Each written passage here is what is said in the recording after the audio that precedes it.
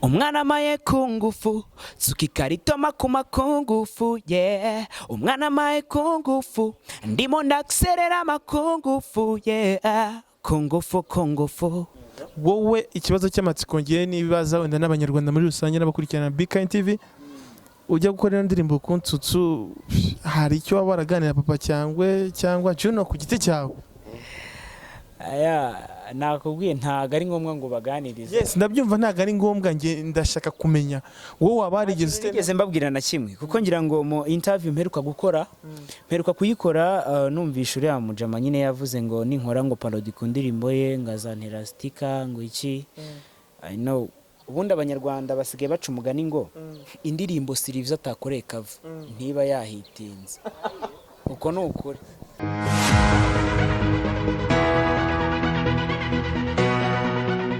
Here we go once again. This is BK TV. The year is 2021. Ingaruka za COVID mwese ndakeka murazizi nta mpamvu yo kongera kuzisubiramo. Imbere yanjye rero ya kamera ndi kumwe na Silvizo, the king of covers. Siko bakwita Silvi. King master of covers. Indirimbo zose zasubiyemo murazizi. Ndetse aranatugezaho uyu munsi afite indirimbo yiwe nshyashya so uyu munsi rero twifuje ko wenda ndakeka ari tubambere ugiye kuyipremieringa aho nyuma yo gushaka kuri YouTube channel yawe ndabeshye. Hari hashize igihe abana b'abantu baramfunze umunwa ariko ndabona ngarutse ahangaha ya no kuvuga ngo ya nubwa kuva nasori indirimbo cyashya kava ya Nsutsu nubwa mbere nkoza interview ya turishimye rero kuba waduhaye ikazi wawe n'iby'agaciro kuba wemeye ko BK TV zikakudihereza n'iyo video bwa mbere. Silvizo amakuru rero y'iminsi umaze iminsi tugaragara cyane mu nyamakuru ma YouTube channel no kigaragara byagenze bito bararwaye corona ariyo mpamvu ni ikibazo cy'abantu bose ni ingaruka za COVID na lockdown abizi muri Kigali bari badusize muri lockdown usibye ko muri no minsi batudohoreye kugenda urabizi ni ibintu babanje kutubuza rero nitangaza makuru ntago nari najya muri systeme nyine yo kujyana n'ibi bihe turimo. Ariko umaze iminsi igihe kirekire nta turimbo ushira kuri YouTube channel yawe sinzi ikibazo.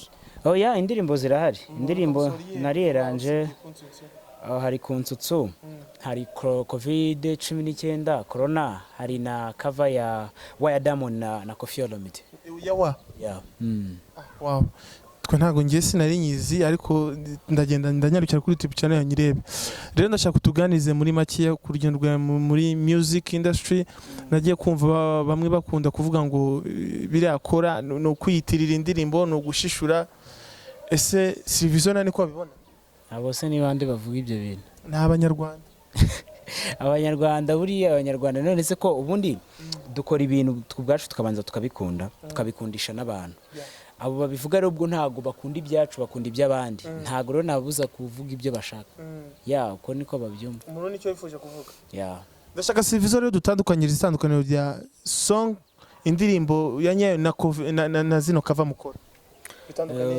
ahantu bitandukaniye hari indirimbo isanzwe bari official song hanyuma ngiye nkora icyo bita parody nuko abantu bakunda kubyita amakava ariko ni parody ya indirimbo isanzwe ni indirimbo umuhanzi yandika agakreya melody yayo akayisohora iba ari official nyine song y'umuhanzi hanyuma parody ni uburyo bwo gukoresha melody ugakoresha igihangano cyawe muri melody y'undi muntu ari byo nkora.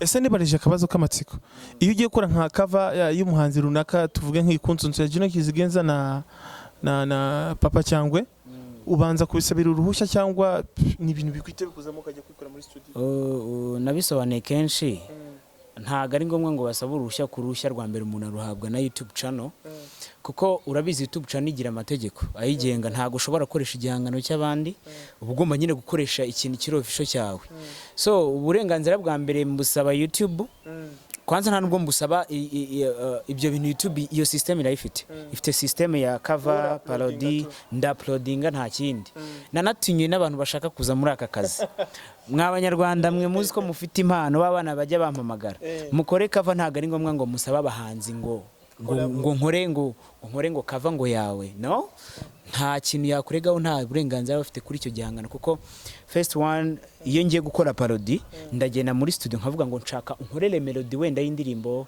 for example ya Mico bakankorera wenda indirimbo wenda urugero umunamba bagacura instrument ntago baba bafashe wa munamba original ngaba ariho bakora icyo ni ikindi gihangano gishya tuba turemye ariko tukakirema mu buryo bwa melody twumvisha handi hantu so urumva rero icyo gihangano kiba ari cyawe turetse rero tureke kugendera wenda urugero nk'uko ku by'amategeko ya YouTube cyangwa wenda yabanyiri indirimbo bwite wowe ikibazo cy'amatsiko ngiye nibaza wenda n'abanyarwanda muri rusange n'abakurikirana BKN TV ujya gukora indirimbo ku Nsutsu hari icyo waba waraganira Papa Cyangwe cyangwa Djano ku giti cyawe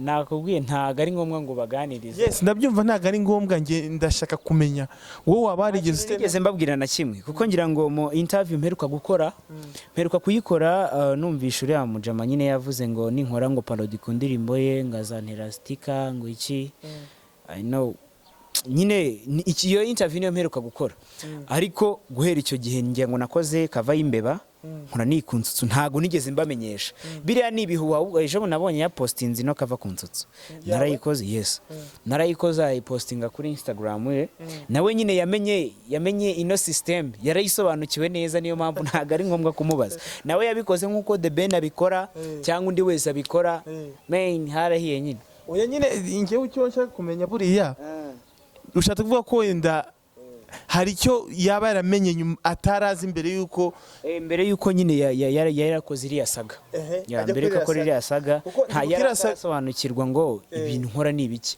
ariko yarabisobanukiye nawe arabishyigikira urumva rero so ibintu ni fresh ndibuka ujya hajya kubisaga yawe na Papa Cyangwe byateye amagambo menshi ndetse abanyarwanda benshi bajya kubona ino ndirimbo yawe ku Nsutsu washize kuri YouTube channel yawe nabonye mira nirukanka cyane wagiye gukora hashtag mona Papa Cyangwe Rock Entertainment na Silvizo official abantu benshi batekereje ko barabaye kuyunga hagati yawe na Papa Cyangwe ariko n'ubundi nta kintu twigeze dupfa ntese wapfa ikintu umuntu manye nta kintu twigeze dupfa buriya n'uburyo bwa business is a business ngiye ngomba gukora business ko nayipanze atari ko ngendeye ku muntu ngo yambwiye kino ngiye nyine kuri niko ngomba gukora business yanjye kandi ntago ndi umwanzi wabariye abaniga nishino sanga nagusanze bene wabo mu rugo nta rwango ruhari to ni inshuti gusa musanzwe muri abaganira se musanzwe turaganira wow ndashaka rero tugaruke ku buzima bwawe bwite nka Silvizo ubundi amazina yawe nyakuri witwa nde Silvizo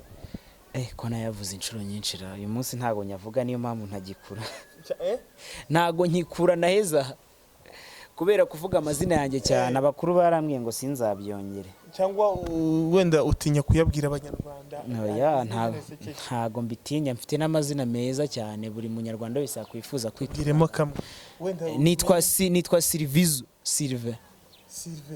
niyo zina Silvizo ryavuye yes ujya gutangira rero uruno rugendo rwo gukora amakavers ndakeka ari we muntu mu Rwanda watinyutse ukavuga ati reka ntangiye gukora amakavers uvuga ngo nta nundi urazi hari benshi bande abapeti basigaye bemenya ku YouTube channel ntago mbazi bambwire nibura mbwira umwe nanjye ngende ndebe ugende kumufana se ariko wenda turetse ibyo ngibyo we ntago bazi barahari ariko nikerekana ko abanyarwanda bagiye batinyuka gukora izi covers ntago ngiye nabamenya abazikora wenda babikora mu bundi buryo ntazi ariko ababikora nyine byaba ari fresh byananshimisha urumva nyine na abanyeshuri ariko reka nkwereka hari YouTube channel n'urugero ngiye kubikora wari unusabye hari YouTube channel nzi hano mu Rwanda bita Ziraje TV Ziraje waba yize nkunda kubona hanyuzeho amakavers menshi kandi bari abapeta benshi numva iyo bakoze n'ama interview bumva ko bavuga ko ari Silvizo waba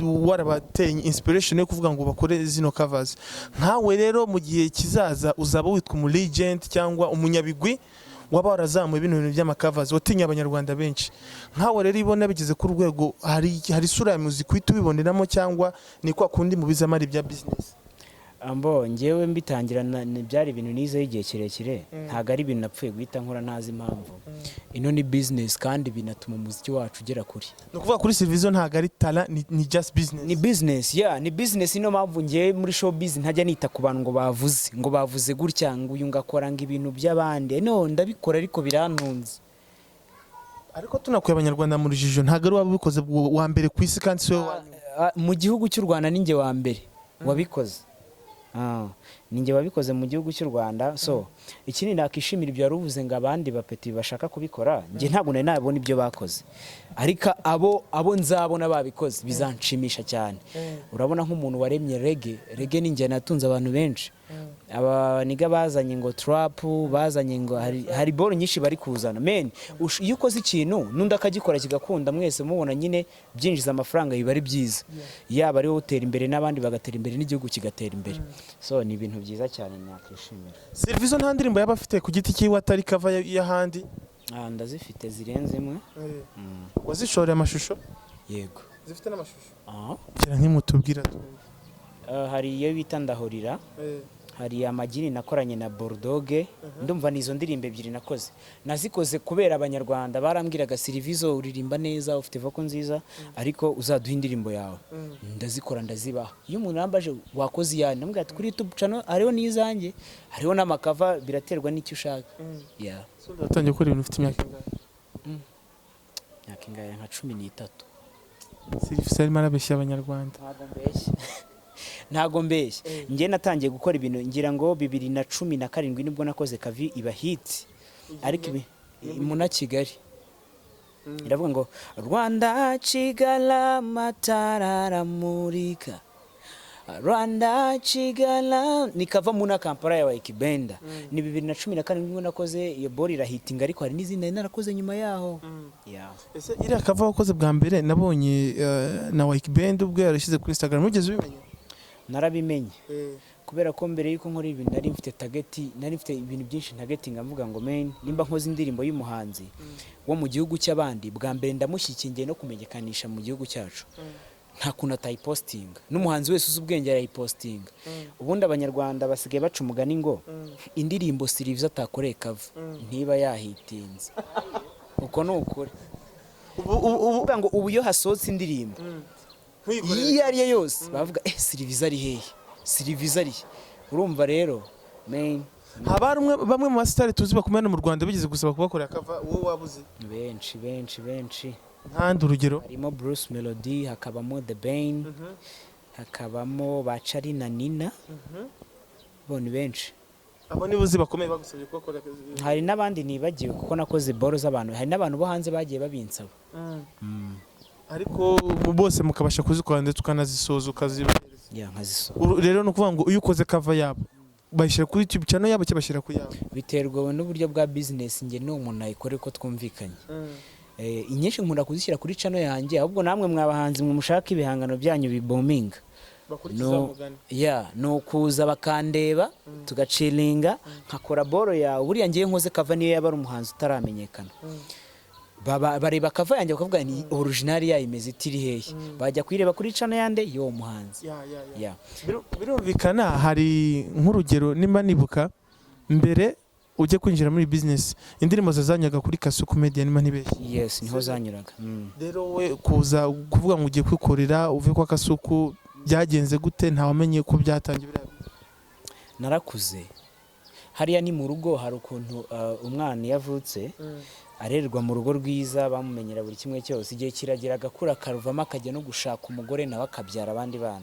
So ikintu cyabayeho narakuze, mba mvuye mu rugo, mbanje kubaka nanjye utuntu twanjye, Imana iramfasha turakunda, ubundi kubaka n'utw'abandi. Kiriya gihe wari ufite manager? Ibi nabitangiye mfite management. Muracyari ubu ngubu mfite indi management. Iyo mwatangiranye se byagenze nyine igihe cyararangiye, narimutse biba ngombwa kwindura ntuzi. Nahinduye nyine, no kuvuga ngo nahinduye umuvuno. Hamwe birakunda amasezerano yarangira, ngiye ku ruhande rwanjye nakumva tutacyumvikana nkajya handi. Nawe wa muntu ushaka kuzamura YouTube channel, men cover yanjye irahendutse, YouTube channel yagahita bamonetize. Ntabwo ujye warase ko n'ubu njya nzitanga. Njya nzitanga. Nk'indirimbo rero nimba nta banga ari uburyo bwa business wayitangiraga kujya bashyira kuri YouTube channel? Ntago mpenda, ari nk'ibihumbi nka 300. Kuko mba ngwaye igihangano cyose, mba ngwaye official audio na video kandi bibaye ibyawe. Kandi ari wabyikorera amafaranga? Ari ngiye wabyikorera amafaranga. No, arabyishyura kanama nayo ngaye. wowe gusa uragenda ukaririmba ndagenda nkaririmba tugakora video na audio byose akabitwara ya natanga urugero hari amacano wenda ntago ndibuze ko yamamaza hano ariko hari amaca akoze ko banyishyuye reka nyamamaze hari channel yitwa zirakunzwe hari yitwa X Nation yingicaho Metrends of abapampe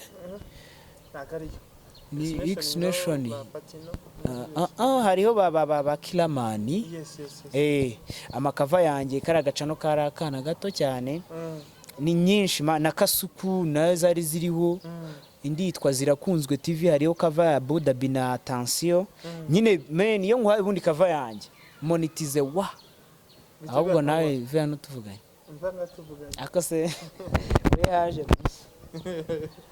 ngaho rero ndashaka kutubwira uyu mwaka utangiye udusorera indirimbo Kunsutsu yaririmbwe na Papa Cyangwe ndetse na Djano Kizigenza urakurikiza hiyane ntago njya mvuga projet ntarashyira hanze gusa buri muntu wese wakoze subscribe kuri YouTube channel yanjye Silvizo official ewa nibyo birahagije kuba yamenye indirimbo ngiye guhita nsohora ariko ngiye ntago mfite gahunda yo guhagarara kuko ngiye umuziki wanjye ntago fearinga ngiye nkora iby'abandi nkora melody z'abandi indirimbo yose ibaye hit nanjye ngomba kuyikora kandi gahitinga so ntago mfite gahunda yo guhagarara umuntu wese wakoze sub azazibona wanjye indirimbo nshyashya ngiye gusohora Silvizo dusoza ndashaka untandukanyirize kuki ugiye gukora amakavazi iteka ryose akenshi ukora indirimbo z'abahanzi bakuru ntukore z'abahanzi bakizamuka kandi bazamutse neza ubwo bivuze ko iyo ukoze indirimbo y'abahanzi bakuru kuvuga ngo bano batoye niba bakoze igihangano cyiza oya ntago ari icyo bivuze abahanzi batoya nabo bakora ibintu byiza ngewe nkora ngewe ngira ngo wabonye ntago njya nkora injyana imwe yaba hip hop ndayikora cover afrobeat R&B zose ndazikora nkora indirimbo yahitinze mbona ndibuze gukora ikanyinjiriza amafaranga ntago nkora indirimbo ngo ese niya Djano Kizigenza koko nkora nyine mani nkora abahanzi barenze ariko nubwo no kuvuga ngo bano batoya bakizamuka mu muziki niyo yakora ikintu cyiza we ntiwayipostinga ndetse ntiwanayiririmba bitewe nuko izina rito oya nayimenye nkumva ni nziza nayikora ariko ntayimenye urumva ntago nayikora ntayizi ku ruhande rwawe rero ndashaka kutubwire mu magambo make urabona umuziki mu Rwanda ngiye ntago imiziki yo mu Rwanda rero mba nyibona neza ko ngiye nkora umuziki muri Afrika hose ubuhari nkora Diamond Eddy Kenzo Bruce Melody urumva ni hose mu Rwanda rero ntangiye nanze kwitera mu bintu by'imiziki y'abanyarwanda ntago mbizi niye mpamvu rero wanze kwitera nta matika arimo nta mafaranga arimo niki ntago mbizi nuko nyine ntashatse kubimenya ariko umunsi nzashaka gukora umuziki wanjye wahanga bwo nzabyinjiramo nabyo mbimenye cyangwa nuko ndashoboye kuririmba ngo uzohatane oya ntazi kuririmba ntago wabaje kundeba urumva kubera ari wa mwihariko wawe wo gukora amakavazi kandi ari yashoboye niyo mpamvu naje kureba gusa ndashaka kumenya ati igihe nikigeze Silvizo nawe ngo atangira asura indirimbo nyinshi kandi ziye ku giti cye oya narabivuze ibyo ntago mbiteganya ntabwo nzanabikora indirimbo zanjye no nari amakava ari yarahagije kuko ibyo nkora barabikunda kereka ahubwo wenda nimfata undi muhanzi nkavuga ati wenda wengiye mu bushobozi nabonye mu maparodi nkavuga ati ngiye kugufasha ukora umuziki wo mu Rwanda ariko ingiyi niyo style yanjye ngomba gukora ahubwo nkayagura nkayikora mu buryo bwinshi butandukanye ko imiziki yo mu Rwanda ntago mfite gahunda yo kuyikora Silvizo nkubaza akabazo k'amatsiko rero mu bahanzi hano mu Rwanda ubona ari ndushoboye kurusha abandi abonzi bose barashoboye kereka abo ntazi bose abonzi barashoboye sinashoboye ko ndumuhanzi ubwo sindakumenya we nagushoboye ndashaka rero mbwire batanu bonyine wowe ureba ukavuga ati wow ahari samwa nge kereka ahubwo mbwiye ngo indirimbo muri no minsi uri kumva nizi ziryoshye zimeze fresh hari indirimbo zo muri Tanzania hari indirimbo z'i Burundi nitwa Uganda shenge twiza tw'umukobwa witwa Azawi uri kuzamuka nizo ndirimbo mparaye kanumve n'umunyarwanda ara indirimbo iri hit hano niyera iyo narindi kumva ni Kinyafu hakiyo nayikoze parody yo ngiyi bivuye hit warayikoze nayo Kinyafu cyarasotse none nayibagize ku kwezi ngoze boro nyinshi man inakoze Kinyafu nkora wa ya Diamond nkora Corona nkora na Kunsutsu enye muri ukwezi kwa lockdown uku kwa mbere turimo cyo kwa kabiri. Ni ukuvuga ngo ni muri byahereye mu kwa mbere no muri kwa kabiri turimo. Bivuze ko muri ukwezi buri cyumweru ukora basi kigeranyo cy'indirimbo imwe. Ubundi binshobokeye najyaga nkore 3 cyangwa 4 mu cyumweru kimwe. Ariko ubu ngubu kubera covid ubushobozi bwabaye bukeya niyo mpamvu byagiye bimanuka, ariko binshobokeye ubundi ku munsi najya nsohora bora. Ni iki rero wakwibwirira abana bato bakizamuka bumva nabo bagera ku rwego Silvizo uriho, ndetse unatubwiye nimba kuko ibintu urimo ari business yatunga umuntu akabaho ariko kazakora. Imyaka maze abantu bashyikira ibintu nkora bicuruzwa muri iki gihugu, ntago ibintu nkora ari bibi, barabibona ko ari byiza. Ahubwo nibatinyuke bakunda umurimo kandi bakereye ibintu mu mutwe, aho kugira ngo uvuge ngo nakoze ikintu ngo baraza kuvuga gutya ngo gutya na gutya. No, we gikore ugikunde, nawe uzagikundisha abantu bagikunde. Nicyo babwira abana bato bakizamuka, bareke ubunebwe, bakora ibintu bibarimo bisohoke hanze. Be kumva ko kwicara bakubite daimoni y'ubunebwe bahise ahubwo basengera uwo muzimu w'ukane. No, kwa Djano. Silvizo ugisenga ariko ngende umukristo. Usengera he? Ntago nsengera mu rusengero. Ni mu mutima. Uri imbere yo kuza muziki ndabona warabaye umusitari, wasengeraga kuko ntabwo yambwira ngo wakuze udasenga. Nakuze nsenga na papa ni pasiteri. Sure. Ariko njyewe nta dini ngira. Papa ni pasiteri uriye dini rero? Ry'Abadiventiste b'umunsi wa karindwi. Nge ndi umurasta, nkora ibitunganya Imana.